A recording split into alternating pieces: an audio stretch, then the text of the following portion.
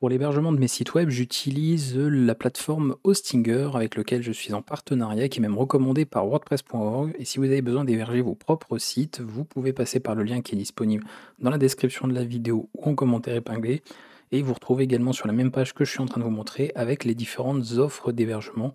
Et ici, un comparatif de ces dernières. Vous pouvez regarder un petit peu ce qu'il en est au niveau des fonctionnalités, que ce soit par rapport au nombre de sites que vous avez éventuellement prévus, une estimation des visites que vous pouvez avoir, l'espace de stockage, y compris tout ce qui concerne la base de données, et notamment toutes les fonctionnalités en rapport avec l'infogérant, donc liées à WordPress si vous souhaitez utiliser ce dernier, que ce soit pour les outils qui sont présents, ou en termes de sécurité, en termes de mise en cache. Donc vous avez tout ça qui est indiqué, y compris ce qu'il faut si vous voulez mettre en place par exemple une boutique ou commerce.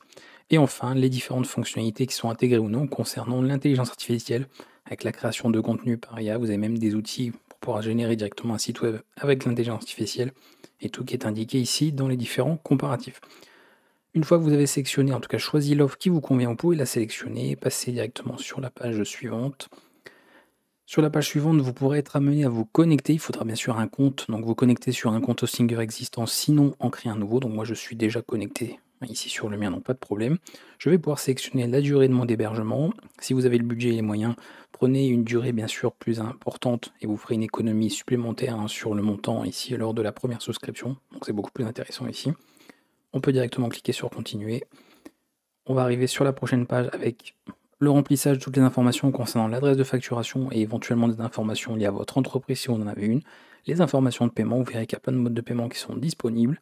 Et avant de valider bien sûr la commande finale, n'oubliez pas d'utiliser ici en code promo le code formation vidéo pour profiter de 10% de réduction supplémentaire sur votre commande d'hébergement.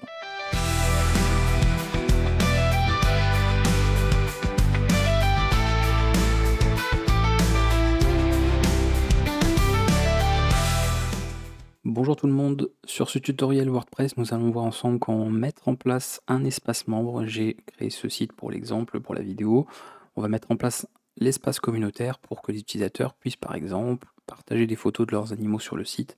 Et ça pourrait être totalement pertinent de faire ça et d'avoir un espace directement.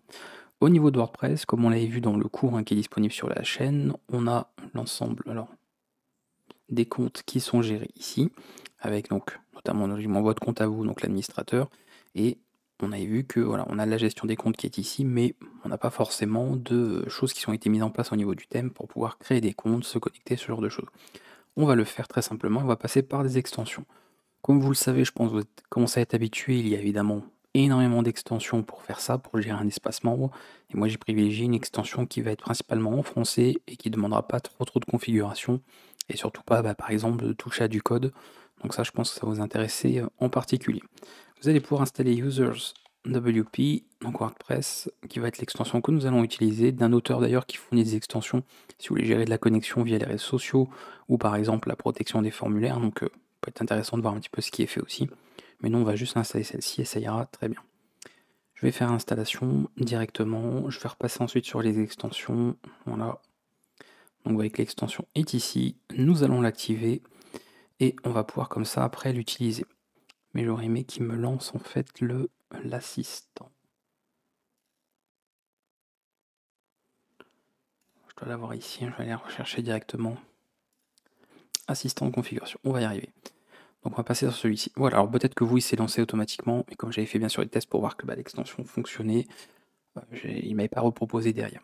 Donc normalement, vous basculez sur l'assistant, sinon vous avez vu, vous passez directement par le menu de l'extension et vous pouvez y accéder ici au niveau de l'aide. Vous allez voir que ça va être très rapide à mettre en place, et comme vous remarquez, l'interface est en français. On peut en partir par une onglet traduit cette partie, mais c'est pas grave. Donc on va configurer un petit peu la première partie de ce qu'il nous faut. Principalement, comment on va l'utiliser pour la connexion et l'inscription. Le profil, on va estimer que l'avoir des profils, ça peut être intéressant si on veut une communauté. Je vais par contre enlever le répertoire de la liste des membres, pas intéressant, mais vous pourriez bien sûr reconfigurer selon ce que vous voulez. Le menu principal, donc moi il me l'a détecté automatiquement, si c'était pas le cas, c'est pas grave, ce sera éventuellement géré autrement. Donc je vais laisser tel quel, je ne vais pas insérer des éléments, parce que moins qu'ils le mettent ici, si on va les insérer, tiens, on va le mettre par défaut. Ça ira très bien. Et je vais créer des utilisateurs factices. Donc ça c'est plus juste pour voir si ça fonctionne. Même si de toute façon on créera un utilisateur derrière, mais pour voir un petit peu ce que ça a pu faire. Hop, et tous les mots de passe. Enfin le mot de passe sera identique pour tous ces faux utilisateurs. Je vais le garder de côté. Voilà. On continue. Ensuite, on va nous proposer différentes extensions recommandées. Donc, vous voyez qu'on retrouve notamment le reCAPTCHA qui est ici. Donc, si vous en avez besoin, vous pouvez l'utiliser. Moi, pas besoin ici. Donc, je vais passer cette étape. Et voici l'installation qui a été faite. Je vais actualiser, sachant qu'on a fait en sorte d'insérer le lien sur le menu. Si encore une fois, votre menu n'est pas détecté, il faudra le faire manuellement, mais je vous montrerai éventuellement comment gérer ça. Et là, vous voyez, bon, voilà, par défaut, c'est ça, c'est qu'il nous a mis 15 000 liens différents. Donc, on n'a peut-être pas besoin de tout ça. Donc, c'est pas grave, on va éventuellement changer la partie qu'il nous faut. On va basculer ici, on va aller directement sur le menu, donc la partie menu au niveau de mon thème. Hop. Profil, on n'en veut pas. Utilisateur ici, on n'en veut pas. En plus, je pense qu'on l'a pas mis de toute façon. S'inscrire. Vous allez voir comment on va faire ça, en fait, ça va être bien plus pratique. On va gérer notamment le cas où l'utilisateur est connecté ou pas. Hop. Accueil, blog, photo. Ok, je vais purger le cache au cas où. Ça, c'est vraiment pour être sûr qu'il ait bien repris toutes les choses. Voilà. Donc alors on va pas cocher ça, on va aller sur les points de terminaison comme je vous disais. Les fils communs, donc vous voyez les liens, liens lorsque l'utilisateur directement, donc alors liens connectés ne sont pas visibles pour les utilisateurs qui ne sont pas connectés évidemment. Donc une fois connecté, qu'est-ce que vous voulez afficher? Et si l'utilisateur n'est pas connecté, qu'est-ce que vous voulez afficher? Donc moi je vais mettre juste celui-là, pas besoin de mettre s'inscrire, parce qu'on pourra y accéder depuis l'écran de connexion, donc ça ira très bien, ça c'est de plus en plus. Et si l'utilisateur est connecté, on va considérer qu'il a accès à son profil, après tout, et accès donc directement au bouton de déconnexion, ce qui évitera de passer par un profil pour se déconnecter, ce serait un peu bizarre. On va mettre ces deux-là. Voilà, on va ajouter au menu. Tac. Et ici, ce qu'on va faire directement, parce qu'après tout, ça peut être pas mal de faire une sélection groupée, même de mettre compte. Parce que j'aurais bien aimé éventuellement mettre un accès, un petit accès en plus, ça aurait été pas mal. Déjà, je vais enregistrer le menu. On va voir un peu ce que ça nous donne au niveau. Bon, ça, c'est la personnalisation, bien sûr, selon le thème que vous avez. Je vais laisser là, je pourrais faire un menu déroulant, surtout si vous avez un thème qui prend en compte. Pour par exemple mettre un menu compte et puis avec les différents liens. Mais on va laisser comme ça. Donc là, je suis connecté par défaut, évidemment. Donc forcément, il me propose profil déconnexion.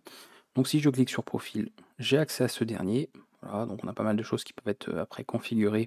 Et pareil, suivant le thème, donc il faut voir un peu. Et le bouton de déconnexion, donc ça tombe bien, c'est ce que nous allons faire. Nous sommes déconnectés cette fois-ci, donc on revient ici, OK. Et vous voyez que là, étant déconnecté, il me propose un bouton de connexion. Et si on clique dessus, on a une fenêtre modale qui s'ouvre avec la possibilité, donc voilà, si un mot de passe oublié, la connexion et la création d'un compte, vous voyez qui est directement ici. Donc ça c'est fonctionnement par défaut, d'accord, sachant que j'ai intégré encore une fois les liens par la suite. Ça je vous aurais montré les deux, l'intégration des liens automatiques ou manuels, si on veut gérer un petit peu tout ça.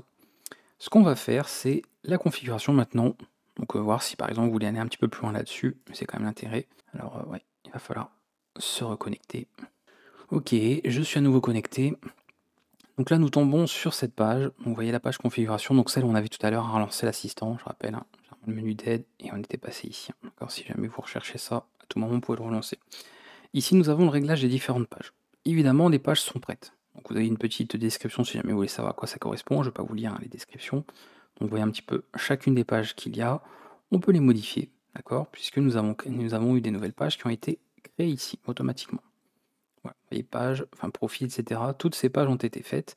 Et comme j'ai en plus fait la création d'utilisateurs factices, vous remarquez que plein d'utilisateurs ont été créés pour l'exemple. Donc ça, c'est simplement si vous voulez faire des tests. Bien sûr, vous sur un vrai site, vous n'aurez généralement pas besoin de le faire. Et ça permet de faire éventuellement des tests. Donc ça crée 25 utilisateurs, ceux qui se poseraient la question, pour pouvoir vérifier tout ça. Donc là, vous vérifiez si ça correspond à ce que vous voulez. Vous voyez si les différentes pages, voilà. Qu'est-ce qui est votre page de connexion? Donc ça peut être soit une page qui a été générée ou à tout moment, vous la modifiez pour avoir autre chose, voire vous avez déjà vous créé une page par exemple de connexion avec votre propre formulaire, etc. Et vous pourrez bien sûr sectionner votre page là-dedans. Donc à tout moment, vous pouvez modifier si les réglages ne vous conviennent pas. Des fois, il y a des petits trucs d'affichage parce que j'ai zoomé la page pour que ce soit plus lisible pour vous. Ok, ensuite on va aller sur les parties là. S'inscrire, comme ça on peut voir ce qui concerne tout ce qui est finalement l'inscription. Donc vous voyez, fenêtre modale, par défaut c'est activé, c'est pour ça que lorsque j'ai voulu m'inscrire, ça n'a pas ouvert une nouvelle page, ça a ouvert une petite fenêtre modale. Il y a des gens qui préfèrent ça, donc vous pouvez mettre ça tel quel. Ensuite on peut régler, alors ça c'est simplement pour que la fenêtre de connexion par défaut de WordPress redirige vers celle de l'extension, donc à voir si vous voulez le garder ou pas. Et on peut bien sûr régler la sécurité du mot de passe, donc à voir selon les réglages que vous voulez faire ici. Pour la connexion, on retrouve des choses assez simples aussi, d'accord? Donc pareil, on peut retrouver des fenêtres modales qu'on peut voir. Donc la fenêtre modale sur les réglages de la connexion, enfin des redirections pardon, configurées, ça peut être bien de le mettre. Une fois qu'on est redirigé après la connexion, on peut choisir sur quelle page nous apparaissons. On peut nous dire, bah tiens, on apparaît sur le blog, etc., etc. Et la restriction, bien sûr, l'accès au panneau d'administration n'est pas donc disponible pour les utilisateurs, donc les membres qui sont connectés. Ce serait un petit peu bizarre. Et vous voyez qu'on peut régler d'autres petites choses par ici. Donc je vous laisse, je ne change pas les options, mais je vous montre un petit peu rapidement ce qui peut être intéressant à changer. Classique, donc là bien sûr vous pouvez voir au niveau des mots de passe oubliés. On peut demander, exiger d'inscrire l'ancien mot de passe lorsqu'on veut le changer, voilà, etc. Donc on peut vérifier par rapport à ça. D'autres options pour les profils, bon là c'est pas forcément le plus intéressant au niveau de l'espace membre, mais vous voyez qu'on peut régler pas mal de choses.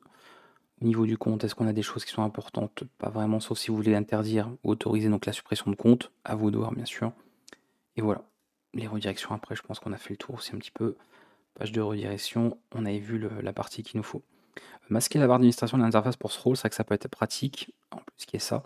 Vous voyez que l'utilisateur il a, alors là je sais pas si on la voit, s'il faut que je me relance, voilà. Vous voyez on a cette barre là, donc moi bon je suis administrateur donc j'ai accès à toutes les commandes. Et bien sûr, comme je vous l'ai dit, il y a un système d'utilisateurs sur WordPress nativement.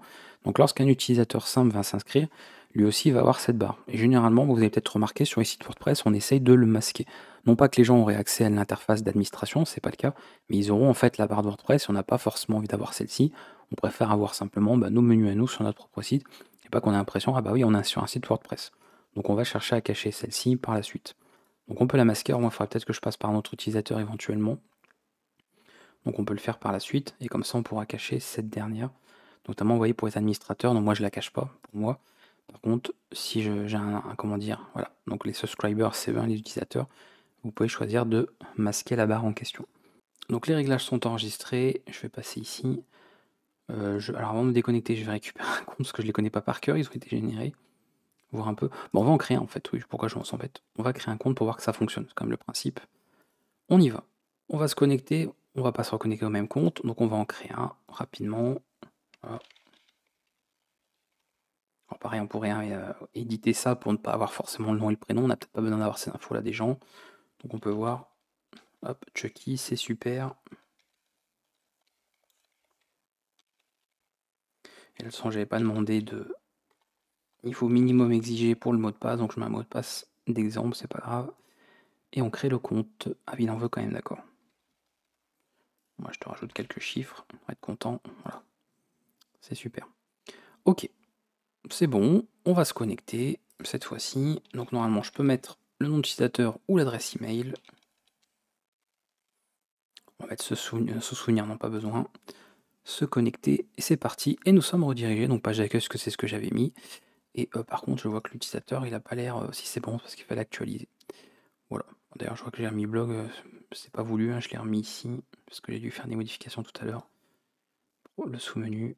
Ah bah oui, je suis connecté sous l'utilisateur, tout va bien. J'essaie d'accéder à l'admin, mais tout va bien. Donc le profil, ok, voilà, on est bien sur notre profil, pas de problème. Si éventuellement on peut changer le nom là, bon bah on pourra le changer. Changer quelques informations, vous voyez modifier le mot de passe, bon ça c'est parce que c'est géré tel quel par cette extension. Si vous veniez à utiliser une autre extension pour votre espacement, vous n'auriez pas la même chose, bien sûr. Donc le but c'est pas simplement de se dire on veut un espacement avec précisément ça, c'est on veut juste un espacement, point. Et après bien sûr d'une extension à l'autre vous aurez des différences, mais le but c'est d'avoir quand même un espace qui soit géré tel quel.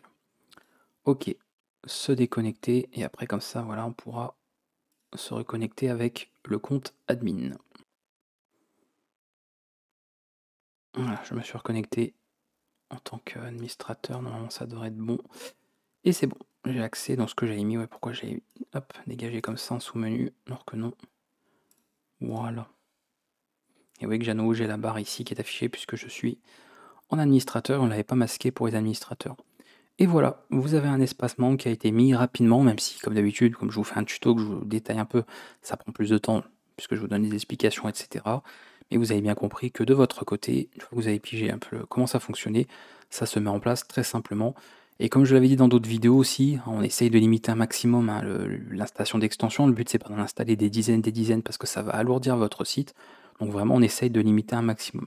Donc là, l'avantage de celle-ci, c'est que vous avez l'espace membre, elle gère des profils également, donc par exemple liste de membres si vous voulez créer une communauté, et tout ce qui est masquage de barres, des fois il y a des extensions pour faire ça, on n'a pas eu besoin d'installer une extension supplémentaire, c'était pris en charge directement par celle-ci.